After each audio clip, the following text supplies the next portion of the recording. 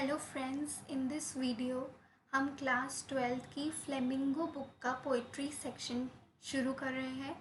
So according to the revised syllabus for session 2020 to 2021 जो highlighted आपको यहाँ पे पोम दिख रही है जिसका नाम है a roadside stand by Robert Frost, ये हमारे सिलेबस में नहीं है।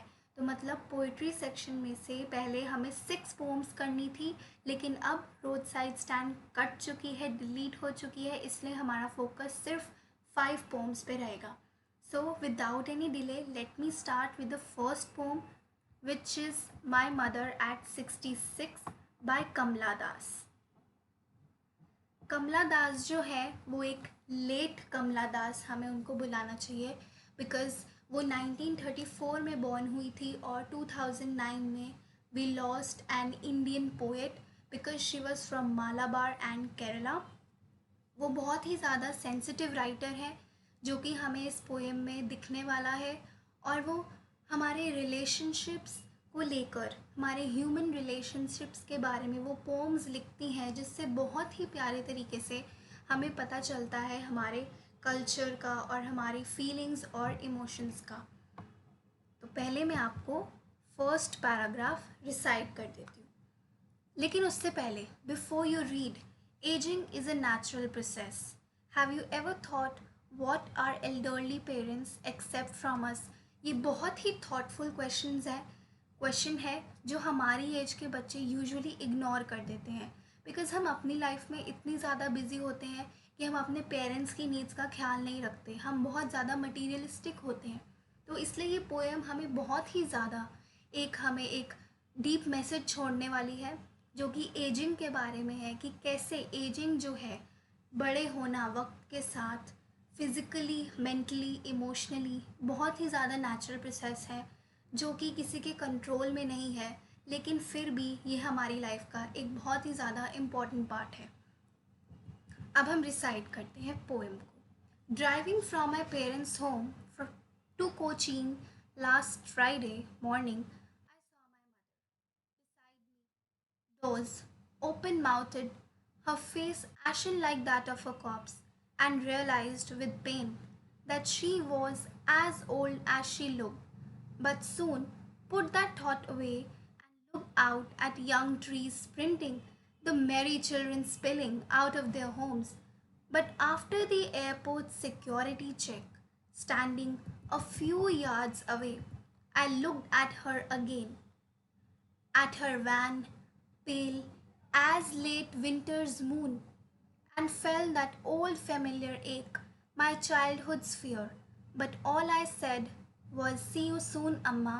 All I did was smile, smile, and smile. तो at our first read, poem को जब हम एक फर्स्ट रीड देते हैं तो हमें थोड़ा बहुत इन्फ्लुएंस पता चल जाता है, बट डीप इन्फ्लुएंस हम अभी करते हैं। तो पोएम जो है उसकी मम्मी के बारे में है।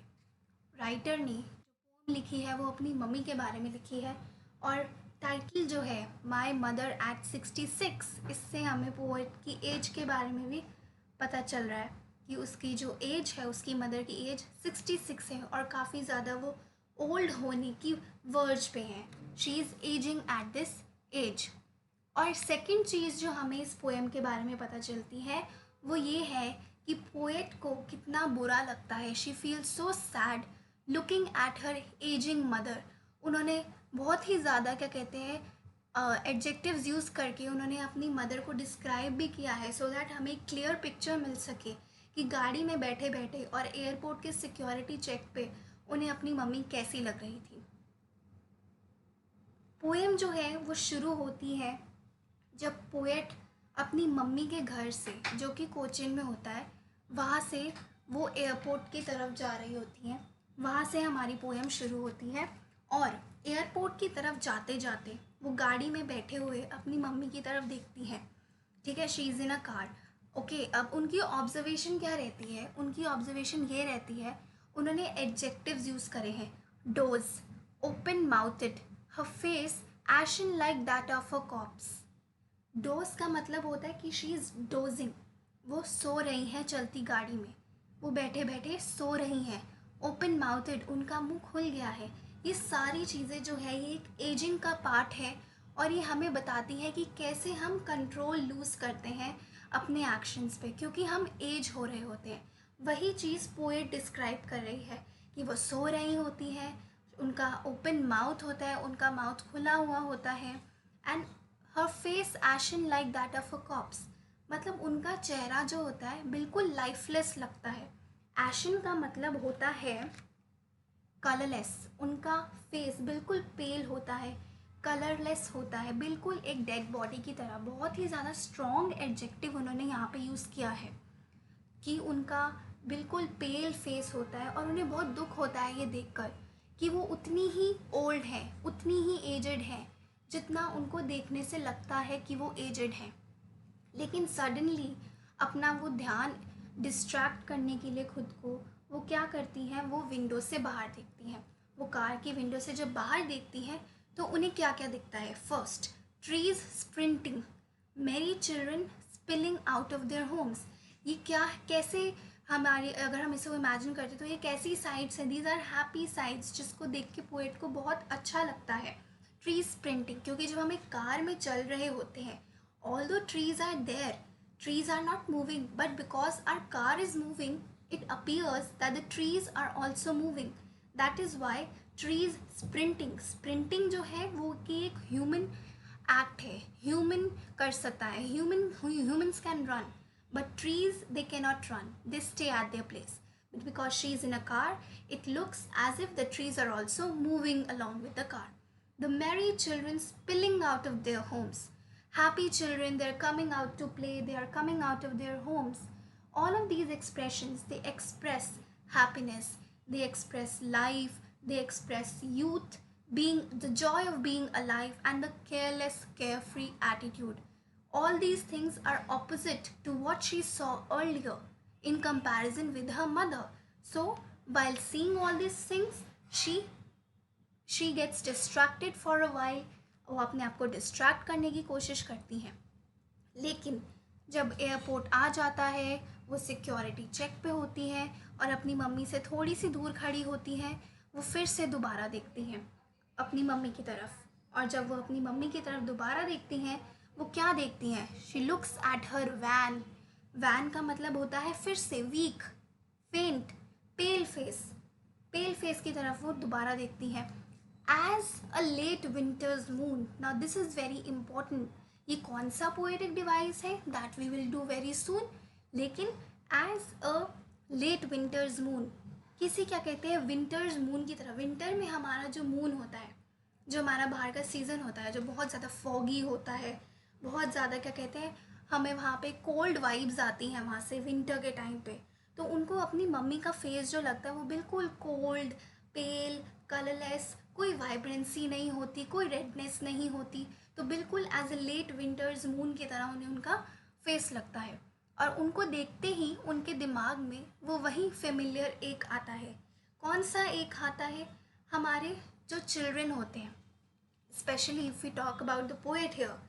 पोएट इतनी मेच्योरिटी लेवल पे पहुंच चुकी है जहाँ पे उनके मन में ना ये डर होता है कि मेरी मम्मी ओल्ड हो रही है, she is ageing, and at any point this is the real truth of life that people pass away. तो उनका ये एक फेमिलियर एक होता है, उनको इस बात को देख के दर्द होता है, and she has a fear of this, of losing her mother, जो उन्होंने डायरेक्ट लाइन्स में एक्सप्रेस नहीं किया है। दिस इज़ एन इन्फ्रेंस, उनका चाइल्डहुड का fear. But she is a strong person, the poet is a strong person, and she knows that a lot of emotions, a lot of thoughts were going through her mind. She was getting scared, but still to be happy in that situation, to control that situation, she wanted to part from her mother on a happy note, a note of hope that when she will return, she will meet her mother again, a note of reassurance, a promise that she will return soon so that she could see her again. So she was trying to brave that situation. And how do we get to know? From the last line. All I did was smile, smile, and smile. Now, this clearly shows how brave she was, how she was trying to brave the situation and her emotions. और इसी note पे हमारी poet जो है वो pome को and कर देती हैं। अब जो हमारे लिए इम्पॉर्टेंट चीज़ है वो ये है कि इस पोएम से हमें क्या पता चलता है, what are the values and what are the theme which we get to know from this poem. हमें इससे ये पता चलता है कि एजिंग, जो कि हम पहले भी बता चुके हैं, it is a very natural process जो कोई भी पावर इस वर्ल्ड में कंट्रोल नहीं कर सकती। It is a very natural process. Second thing जो हमें इससे पता चलती है वो ये है कि कैसे क्या कहते हैं लोनलीनेस और सोशल आइसोलेशन जो है वो इंक्रीज हो जाती है इस एज के साथ। अब वो हमें कैसे पता चला? पूरे रास्ते उसकी मम्मी जो होती है, she is dosing of, her mouth is open, her face is like a corpse, so she is not talking, she is not interacting, although her daughter is will depart from her in a few minutes or a few hours because they are going to the airport, but still the mother is not talking to her daughter, which means कि वो isolated है, वो बात नहीं कर रही। क्यों नहीं कर रही? क्योंकि वो एजिंग प्रोसेस में है, उनके साथ बहुत सारी ऐसी चीज़ें हो रही हैं जो उनके कंट्रोल में नहीं है। वो लोनली भी फील करती होंगी, पोएट भी लोनली फील करती है इस बात से, तो ये हमें पता चलता है ना। लास्ट चीज़ जो हमें पता चलती है वो ये है कि about the relationships and how they change and evolve over a period of time ना। हमें ये कैसे पता चला? हमें ये इसलिए पता चला क्योंकि सी childhood में when the poet was small, she was also like the merry children who used to come out of their homes, right? वो भी उन्हीं के जैसे थी। but now since she has grown up, अब वो बड़ी हो चुकी है, अब उनको डिपार्ट करना है अपनी मदर से, she has to brave the situation। उनका जो मम्मी और उनके बीच में जो डिस्टेंस है वो बढ़ चुका है, देयर इज़ नो कम्युनिकेशन, इसलिए जो रिलेशनशिप है वो ओवर द ईयर्स इवॉल्व हो चुका है, बदल चुका है due to certain circumstances. So these are the things which we infer from the poem when we read it, right? तो यहाँ पे आपको मीनिंग दिया हुआ है। स्प्रिंटिंग का मतलब होता है शॉर्ट फास्ट रेस और रनिंग, एंड वैन का मतलब होता है कलरलेस। अब क्वेश्चन आंसर्स हैं which are very easy once you have totally understood the poem. These will be very easy to understand and do it. Next thing, notice the whole poem is in a single sentence punctuated by commas. Now अगर आपने notice नहीं किया, so let me show you. See, first and then second, third, there is no full stop, there is no separation between the whole poem. So what does this indicate? It indicates a single thread of thought interspersed with observations of the real world around and the way these are connected to the main idea. ये हमें ये बताता है कि poet ने इस पूरी poem को with a single constant thought, single emotion, single feeling, single thought process के साथ लिखा है। तभी ये पोएम जो है उसके अंदर कोई भी क्या कहते हैं वो फुल स्टॉप नहीं है, सेपरेशन नहीं है, और ये एक 14 लाइन पोएम है। This is very important, please note it down. This is a 14-line poem which is called an engampment. I repeat, it is a 14-line poem and it is called an engampment. Okay, it has a stream of consciousness, a single thought, and which is, what is that single thought? That single thought is the concern. How the poet feels concerns toward her mother and how helpless she feels because she has to depart from her mother, but again वो brave करती हैं situation को with a hope and a reassurance कि जब वो वापस आएंगी तब वो उन्हें फिर से मिलेंगी, and ageing is a natural process, तो उसे कोई कंट्रोल नहीं कर सकता। अब नेक्स्ट चीज़ जो है वो है हमारी पोएटिक डिवाइसेस, वो हम अब रिवाइज कर लेते हैं from the starting of the pome. Her face ashen like that of a corpse. This is a simile here. Face ashen like that of a corpse. यहाँ पे एक simile है because it is like use हुआ है, as और like जहाँ पे use होता है वो simile होता है। Next हमारा है same simile है हमारा as a late winter's moon. As a late direct comparison हो रहा है ना दोनों sentences में, तो ये एक simile है। Next है personification. ट्रीज स्प्रिंटिंग, मैंने आपको पहले भी बताया था, sprinting is a human characteristic जो कि ट्रीज को दे दी गई है, जो एक नॉन लिविंग थिंग है। तो जब एक नॉन लिविंग थिंग को एक लिविंग एट्रीब्यूट देते हैं तो it becomes a personification. So tree sprinting, is a personification. Next we have repetition. Repetition जो है हमारे लास्ट वाले में दिखता है, smile smile and smile. Then एक कंट्रास्ट भी बनाया गया है पोएम में जो कि हमें यहाँ पे मिलता है. पहले हमने मदर का डिस्क्रिप्शन को हमने चिल्ड्रन से कंपेयर किया है, so there is a direct contrast here. So इसलिए ये एक कंट्रास्ट है. इमेजरी भी है, इसी पैराग्राफ में हमें इमेजरी भी मिलती है क्योंकि हम क्या कहते हैं यहाँ पे सजेस्ट कर रहे हैं डेथ और यूथ का.